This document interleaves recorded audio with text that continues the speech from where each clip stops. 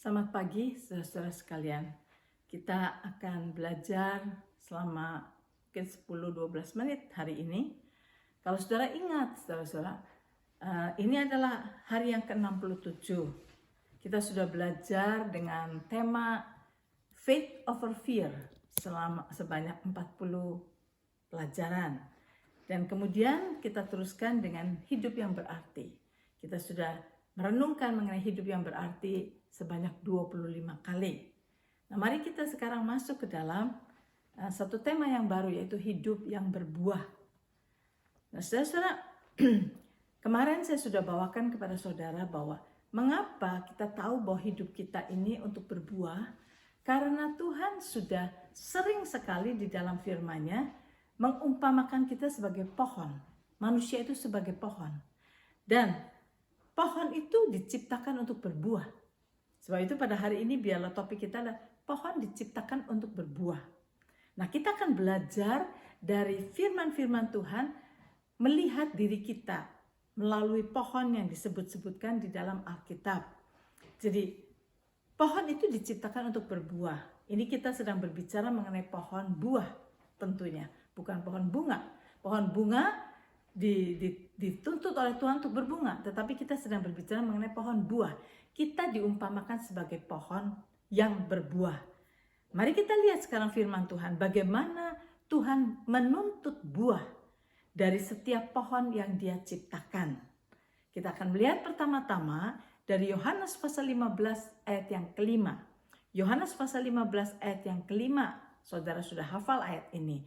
Tuhan Yesus yang berkata, Dia berkata, "Akulah pokok anggur dan kamulah ranting-rantingnya.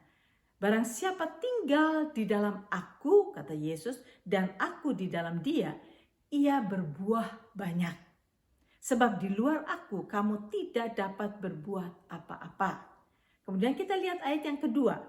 Ayat yang kedua dikatakan begini, "Setiap ranting padaku yang tidak berbuah dipotongnya, dan setiap ranting yang berbuah dibersihkannya supaya ia lebih banyak berbuah." Kita melihat dari Yohanes pasal 15 ini, pada waktu Tuhan Yesus berbicara mengenai dia pokok dan kita carang, Tuhan sedang berbicara bahwa kita ini seperti pohon yang Tuhan tuntut untuk berbuah.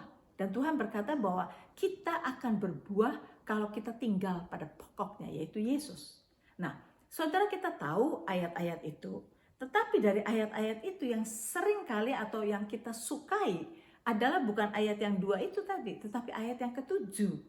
Karena di dalam ayat yang ke-7 ini dikatakan begini, "Jikalau kamu tinggal di dalam aku dan firmanku tinggal di dalam kamu, mintalah apa saja yang kau kehendaki dan kamu akan menerimanya."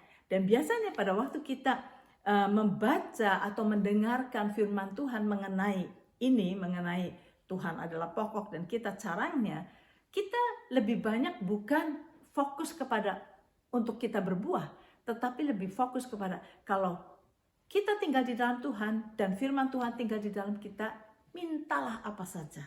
Ya, itu yang kita sukai. Kenapa? Karena saudara, manusia itu self-center. Kita hanya ingin mendapatkan apa yang menguntungkan kita.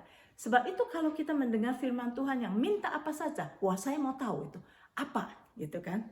Jadi kita lihat di sini, itu satu perikop yang Tuhan tunjukkan pada kita bahwa Tuhan menuntut buah dari pohon. Mari kita lihat lagi Lukas pasal yang ke-13, saudara. Lukas pasal yang ke-13 ayat 6 sampai dengan 9 dituliskan begini. "Lalu Yesus mengatakan perumpamaan ini. Seorang mempunyai pohon ara yang tumbuh di kebun anggurnya. Dan ia datang untuk mencari buah pada pohon itu. Tetapi ia tidak menemukannya. Lalu ia berkata kepada pengurus kebun anggur itu, 'Sudah 3 tahun aku datang mencari buah pada pohon ara ini, dan aku tidak menemukannya. Tebanglah pohon ini. Untuk apa ia hidup di tanah ini dengan percuma?' Jawab orang itu, 'Tuhan, biarkanlah dia tumbuh tahun ini lagi. Aku akan mencangkul tanah sekelilingnya dan memberi pupuk kepadanya. Mungkin tahun depan ia berbuah. Jika tidak, tebanglah dia. Kita lihat dari sini, kita melihat lagi. Tuhan menunjukkan kepada kita bahwa Tuhan menuntut buah dari pohon yang tumbuh untuk dia. Mari kita lihat satu lagi, satu contoh lagi, bukan contoh, ini kejadian. Ini bukan suatu perumpamaan, ini kejadian. Dari Markus pasal yang ke-11. Markus pasal yang ke-11 dari ayat yang 12 sampai 14 dan ayat 20. Kita baca di sini. Keesokan harinya, Markus 11 ayat 12. Keesokan harinya, sesudah Yesus dan ke-12 muridnya meninggalkan Betania, Yesus merasa lapar. Dan dari jauh ia melihat pohon ara yang sudah berdaun. Ia mendekatinya untuk melihat kalau ia mendapat apa-apa pada pohon itu.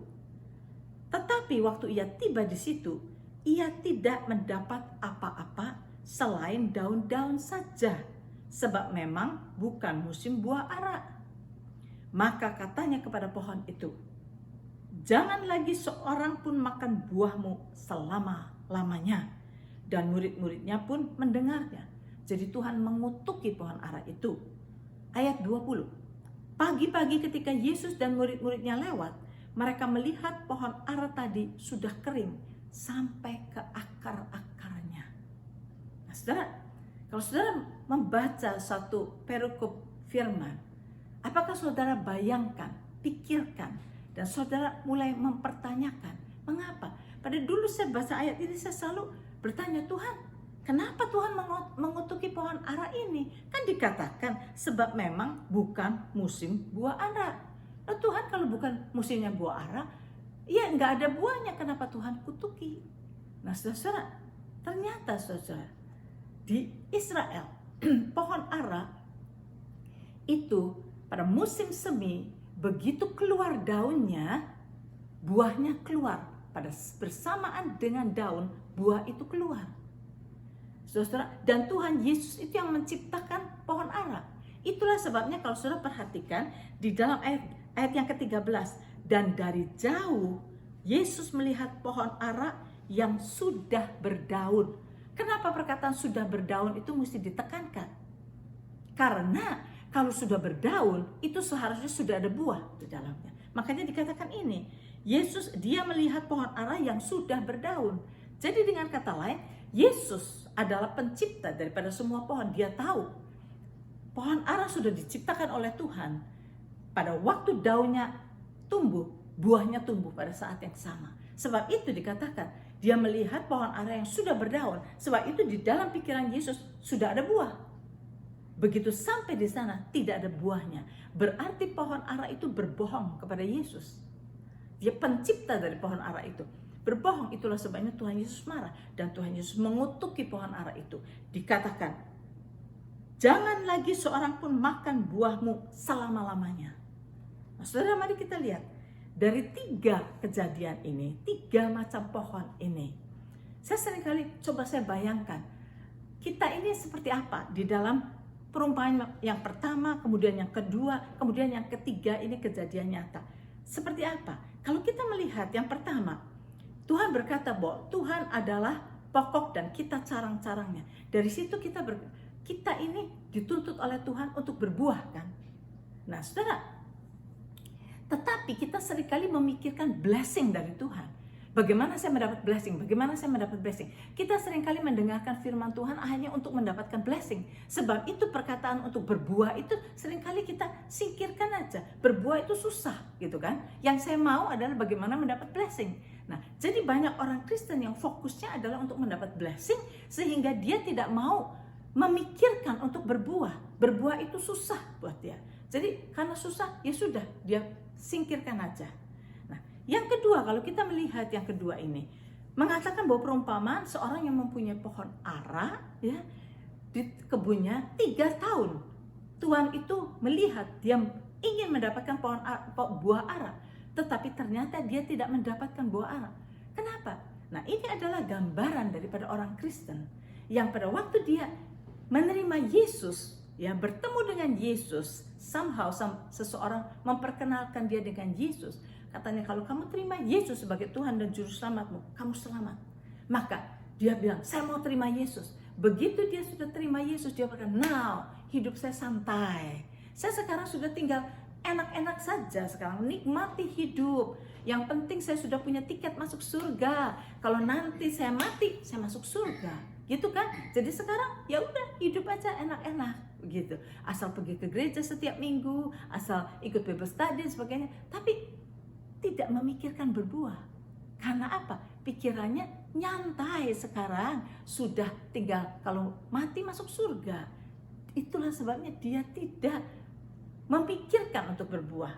Nah, sekarang yang ketiga ini, yang ketiga ini kita melihat pohon ara ini boleh dibilang ada daunnya. Jadi kita melihat itu seperti gambarannya orang Kristen yang kelihatannya wah, dia bersorak-sorak di dalam Tuhan, dia adalah orang yang muji-muji Tuhan, dia ikut conference, dia ikut retreat, dia ikut apa, kelihatannya hebat sekali, begitu aktif. Tetapi ini seperti daun-daun yang tumbuh. Nah, seharusnya kalau daun-daun itu tumbuh pada pohon ara, buahnya sudah ada. Tetapi banyak orang Kristen yang begitu dia, wah, sukacita, ikut ini, ikut retreat, ikut conference, ikut segala macam, tapi tidak ada buahnya. Nah, saudara, sebab itu marilah kita sekarang pikirkan, adakan waktu untuk berpikir. Kita datang kepada Tuhan, kita sekarang menjadi anak Tuhan, bukan hanya untuk blessing. Saudara-saudara, blessing itu nggak akan lari kemana-mana. Blessing itu sudah buat kita. Tetapi marilah kita pikirkan bagian kita apa. Tuhan ingin agar supaya kita berbuah. Mari kita renungkan, sampai besok saudara renungkan. Apakah saudara sudah berbuah? Kalau saudara pikir saudara sudah berbuah, mari saudara bisa katakan, saya sudah berbuah di dalam hal ini. Saya sudah berbuah di dalam hal ini. Saya sudah berbuah di dalam hal ini. Nah, kalau saudara sudah punya bukti-bukti buah, dan saudara tenang, teruskan untuk lebih lagi berbuah bagi Tuhan. Sampai di sini dulu saudara, kita akan besok teruskan.